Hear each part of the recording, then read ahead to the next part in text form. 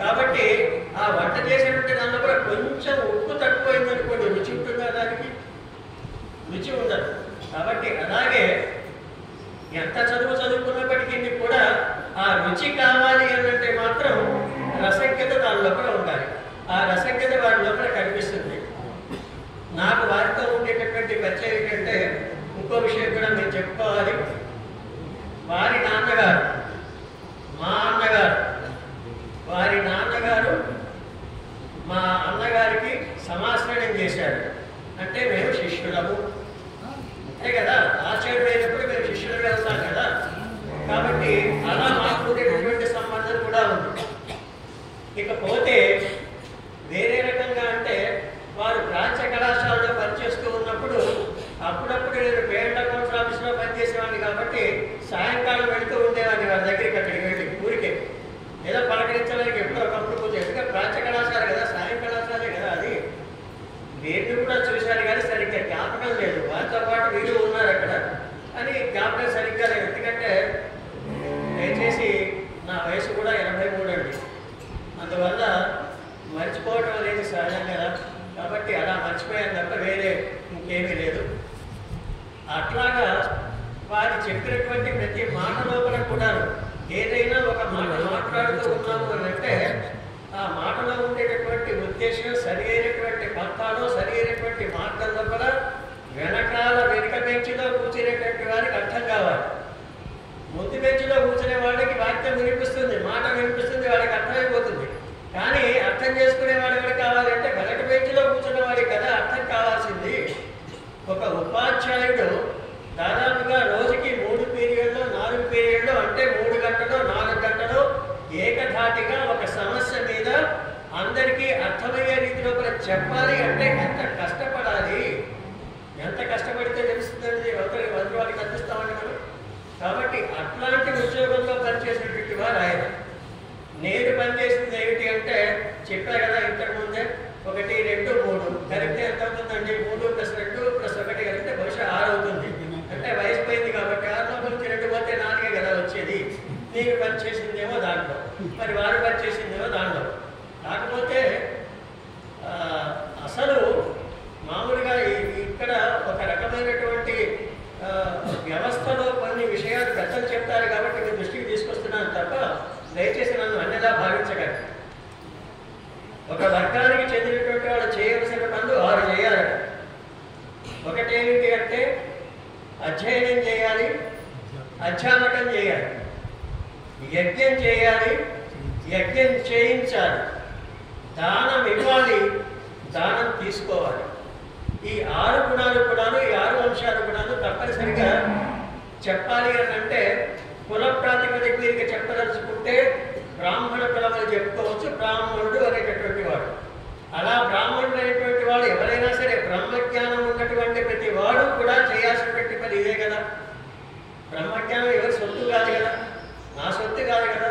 అందుకే వైష్ణవ దత్తం లోపల మాకు చెప్పింది ఏమిటి అంటే మా ఆళ్వార్ల లోపల తిరుప్పానాళ్వార్ అని పంచమ జాతికి చెందినటువంటి వారు రాసినటువంటి అమరనాథ పిరానటువంటి గ్రంథాన్ని ప్రారంభం చేస్తాం. ఆయన ఆళ్వారుగా గుర్తించాం. జ్ఞానానికి గుర్తింపు ఉంది వైష్ణవ తత్వం లోపల, వేరే దానికి గుర్తింపు లేదు. ఎవరికి జ్ఞానం ఉంటే వాళ్ళని ఆదరించాల్సిందే. కాబట్టి అలా ఆదరించడం అనేటటువంటి దాన్ని మనకి సమాజంలో కూడా నేర్పడినటువంటి వాళ్ళు ఎవరు చెప్తారండి అంటే ఆచార్యులే కదా చెప్పాల్సింది. ఇంకా చెప్తారండి అధ్యాపకులే కదా చెప్పాల్సింది.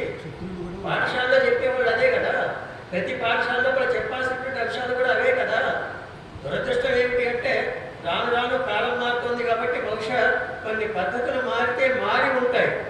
అంతకుముందు ఏదో చాక్పీ సుధాఖండం అంటే చాక్పీస్ తీసుకొని బోర్డు మీద రాసి చెప్పేవాడు కావచ్చు. ఇవాళ అక్కర్లేదైనా కంప్యూటర్ ఎదుగో దీని మీద చూపిస్తున్నాను, చూసి నేర్చుకోండి అని చెప్పేసి చెప్తున్నారు. తేడా అంతవరకే ఉంది కానీ చెప్పడం అయితే ఒకటే కదా. కాబట్టి సమాజాన్ని తీర్చిదిద్దినటువంటి వాడు ఎవరు అంటే అధ్యాపకుడే తీర్చిదిద్దాలి, వేరే వాడు తీర్చిదిద్దలేరు, వాళ్ళకి అవకాశం లేదు. ఆఫీసులో పనిచేసేటువంటి నేను మామూలుగా ఏదో కొన్ని ఫైల్స్ రాసి రూల్స్ చెప్పి ఇది విధంగా ఉంటుంది, ఇదే విధంగా చేయాలని చెప్పగలే తప్ప ఒక విద్యార్థిని ముందర పెట్టుకొని మీ ప్రవర్తన ఇలా ఉండాలి అని శాసించే అధికారం నాకు లేదు కదా. ఆ అధికారం ఎవరికి ఉంటుంది అంటే అధ్యాపకుడికి ఉంటుంది, ఉపాధ్యాయులకు ఉంటుంది. కాబట్టి ఉపాధ్యాయ వృత్తి అనేటటువంటిది అత్యంత ఉత్తమమైనటువంటి వృత్తి. అట్లాంటి ఉత్తమమైనటువంటి వృత్తిని ఈ రోజుల్లో కూడా రకరకాలుగా దాన్ని ఉపయోగించుకోవడం జరుగుతుంది తప్ప అంటే జరుగుతాయండి. సమాజం ఉన్న తర్వాత మంచి ఉంటుంది, చెడు ఉంటుంది. ఉపాధ్యాయుల్లో ఉత్తమ వర్గానికి చెందినటువంటి వాళ్ళు ఉన్నారు, ఇంకా కొంచెం దిగజారినటువంటి పరిస్థితుల్లో ఉండేటువంటి వాళ్ళు కూడా ఉన్నారు. సమాజంలో రెండు ఉంటాయి. కానీ అధికంగా కనుక ఒకవేళ ఉత్తమ స్థాయికి చెందిన వాళ్ళు ఉంటే ఉత్తమ పౌరుడుగా అవుతారు. నేను ఉత్తమ పౌరుడిగా కావడానికి లేదు, నేను ఇక్కడ ఈ వేదిక మీద వెళ్ళినప్పుడు ఈ 4 మాటలు మాట్లాడేటువంటి ధైర్యం నాకు ఇచ్చేటువంటి వాళ్ళు ఎవరు అంటే మా ఆచార్యుడు. మా ఆచార్యుడు అంటే ఒక రకంగా సమాశ్రయం చేసినటువంటి ఆచార్యుడు గారు, నరసింహాచార్య గారు, పెన్నానగ్రహారం వారు. ఆ తర్వాత అంతకు ముందు మాకు విద్యను నేర్పినటువంటి వాళ్ళు ఆచార్యులు ఉన్నారు కదా, ఆడ దిద్దించినటువంటి వాళ్ళు ఆచార్యులు ఉన్నారు కదా, వాళ్ళు కదా మమ్మల్ని ఈ స్థాయికి తీసుకొచ్చింది. చాలా రకాలుగా ఉపాధ్యాయుడు చేసేటటువంటి వృత్తి అసలు కష్టమైనటువంటి వృత్తి ఏది అంటే ప్రపంచంలో కూడా ఉపాధ్యాయ వృత్తి మాత్రమే. క్షమించాలి, వేరే వాళ్ళు మేము చేసే పనులు కావా, మేము కర్మాగారంలో పనిచేస్తున్నాం, ఉత్పత్తి చేస్తున్నాం, మాది పని కాదా అంటే నువ్వు ఉత్పత్తి చేసేది ఒక రకమైనటువంటి వస్తువుని ఉత్పత్తి చేస్తున్నావు, గడియారాన్ని ఉత్పత్తి చేస్తున్నావు. ఇది వస్తువు. ఈ వస్తువు ఉన్నా లేకున్నా పర్వాలేదు, కానీ నీ లోపల నడవడికలు, నీ ప్రవర్తనని, నీవు సమాజంలో ఎలా ప్రవర్తించాలి, ఎలా బ్రతకాలి, ఏ విధంగా చేస్తే నీకు ఏమి లభిస్తుంది అని చెప్పినటువంటి వాడు ఎవరు అంటే ఆచార్యులే కదా చెప్పేది, వేరే ఎవరు చెప్తారండి ఇంకా. కాబట్టి అట్లాంటి ఆచార్య స్థానంలో కూడా ఉన్నటువంటి వ్యక్తులు ఒక రకంగా మాకు ఇంతకుముందే చెప్పారు, బంధుత్వం ఉంది. సామాన్యంగా ఏం చెప్తారంటే అశీతి వర్ష అంటారు కదా, 80 సంవత్సరాలు వచ్చారంటే సహస్ర చంద్ర దర్శనం అని అంటారండి. వేదిక మీద ఉండేటువంటి పెద్దలను దయచేసి మన్నించాలి. అదేనండి, 80 సంవత్సరాలు పూర్తి, అందుకనే 80 సంవత్సరాలు పూర్తి కాగానే ఉత్సవాలు చేస్తారు, సహస్ర చంద్ర దర్శనం చేసుకున్నారు అని.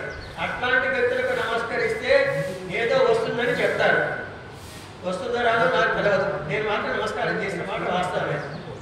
మరి అట్లాంటి వ్యక్తులకు నమస్కారం చేస్తేనే ఏదో ఒకటి పొందితే 90 సంవత్సరాలు పూర్తి చేసినటువంటి సంతను ఇక్కడ మనం చూస్తున్నాం, లక్ష్మీనారాయణ చూస్తున్నాం. మనం చూసేది లక్ష్మీనారాయణ. ఇక్కడ ఉండేటటువంటి సుందరాచార్య గారు, శ్రీదేవి గారు అనేటువంటి భావన మనకి ఈ రకంగా ఈ రూపంలో కూడా మనకి కనిపిస్తున్నారు అంతే తప్ప వారి హృదయాలలో కూడా ఉండేటువంటి వాళ్ళు ఎవరంటే ఆమె హృదయంలో కూడా లక్ష్మి ఉంది, ఈయన హృదయంలో కూడా నారాయణ ఉన్నాడు, ఈ నారాయణ హృదయంలో కూడా మళ్ళీ ఆ లక్ష్మి కూడా చేరి ఉంది. కాబట్టి ఆ విధంగా ఉండేటటువంటి వాళ్ళని మనం వారి గురించి తెలుసుకోవటం కానీ, లేక వారి గురించి ఒక 4 మాటలు చెప్పుకోవటం కానీ, లేక వారిని భగవంతుడు ఇచ్చినటువంటి ఈ చక్షులతో అంటే జ్ఞానేంద్రియం అంటారండి. మళ్ళీ ఆధ్యాత్మికానికి పోతే జ్ఞానేంద్రియాలు, కర్మేంద్రియాలు చాలా వస్తాయి. కాబట్టి జ్ఞానేంద్రియం చేసే పని ఏంటి అంటే ఈ కన్ను జ్ఞానేంద్రియం అంటారు. ఈ కన్నుతోటి వాళ్ళని చూడగలుగుతూ ఉన్నాము, ఈ చేతులతోటి వారి పాదాలతో నమస్కరించగలుగుతూ ఉన్నాము, ఈ శ్రవణేంద్రియంతో వారు చెప్పేటటువంటి మాటలు మనం వినగలుగుతూ ఉన్నాము.